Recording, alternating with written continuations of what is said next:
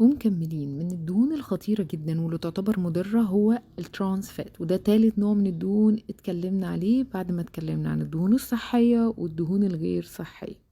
ترانس فات مضرة جدا وبالذات لصحة القلب. ايه بقى انواعها؟ اول حاجة هنتكلم عليها واول مثال هو الزيوت المهدرجة. يعني باخد الزيت السائل اللي هو النباتي واعمل له عملية كيميائية كده معينة واخليه صلب، وده مضرة جدا، ودي اللي بيتعمل منها انواع كتيرة من السمنة النباتية. الاكل المقلي والفاست فود بكل انواعه والحلويات طبعا.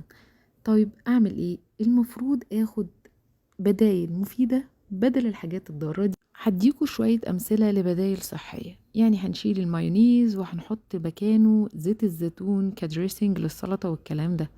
مكان الزبدة والسمنة هنستخدم الأفوكادو لأنه دهون صحية. مكان الحلويات هنستخدم المكسرات. مكان لو أنا عايزة حاجة في الطبيخ أستخدم يا إما الزيوت الصحية أو أستخدم زيت الزيتون، بس طبعا أخلي بالي من درجات الحرارة. المرة الجاية هنكمل ازاي ننقل من نظام غير صحي لنظام صحي، وبعد كده طبيعي هنخس.